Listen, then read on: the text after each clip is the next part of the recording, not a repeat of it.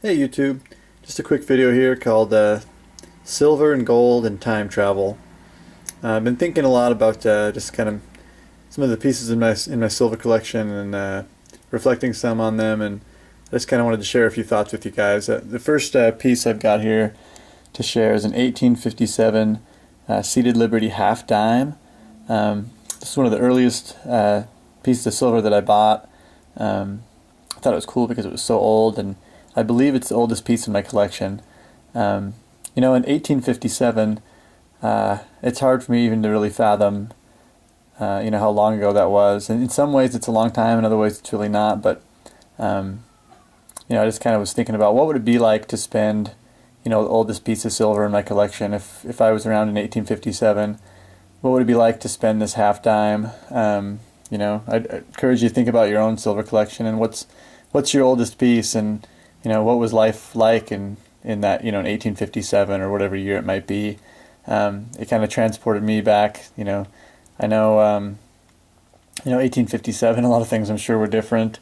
I'm going to talk about some of those things here in a minute, but just kind of interesting to think about some of your older pieces and what life was like, when those were minted.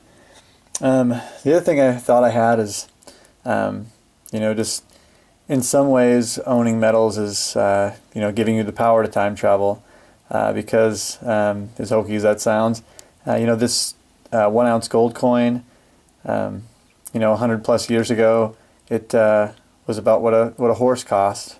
A $5 gold coin or whatever would get you a horse, and today, the price of gold is about what a horse runs. I mean, really, the buying power has stayed relatively the same, through these past 100 plus years. I've got two mercury dimes over here.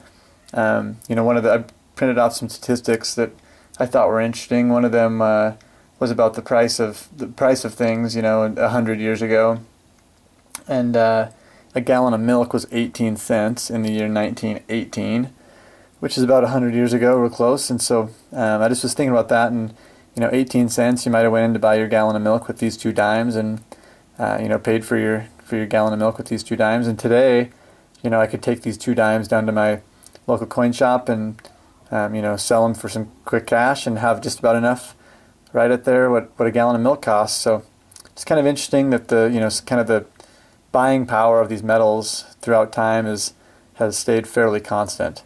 Things you could buy with these, 100 years ago, you can still buy, even though, the cost of those items in dollars has dramatically went up. Your buying power is a lot less, but with the metals, it stayed fairly constant. Some other pieces I have here, just some ones that I thought were interesting in my collection.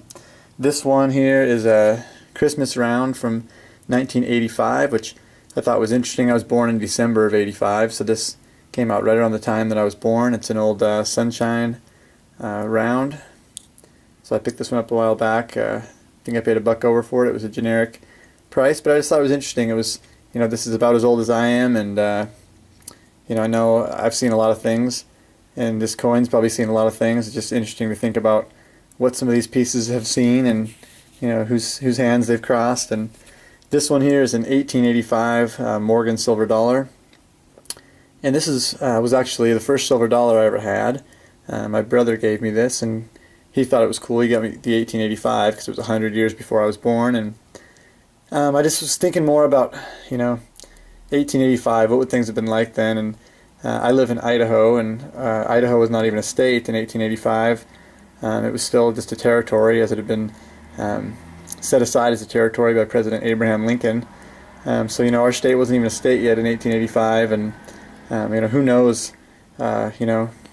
what Wild West persona may have used this to purchase something. You never know. This has probably crossed a lot of hands in those 100 plus years, and it's just cool to me that this still exists, and that it's here in my hand, and who knows who else has had this coin and used this coin. And so I just thought that was fun to think about. And some other kind of fun statistics I wanted to share with you about life 100 years ago. Let's see. The average life expectancy. This is interesting. This was in the year 1900.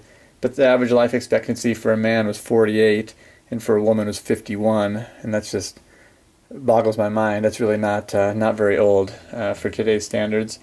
The first minimum wage was in the year 1938, less than 100 years ago, and it was 25 cents an hour was the first minimum wage. That's pretty crazy to think about living off that amount. In 1915, women still were not voting. The Constitutional Amendment had not yet passed. Just a little over 100 years ago, women still didn't have that right to vote. In the year 1900, the population of Las Vegas, Nevada was 22 people, which is pretty crazy. I wish I'd been one of those ones to purchase some of that land out there in 1900. But as I mentioned already, a gallon of milk was 18 cents. A dozen eggs was 34 cents.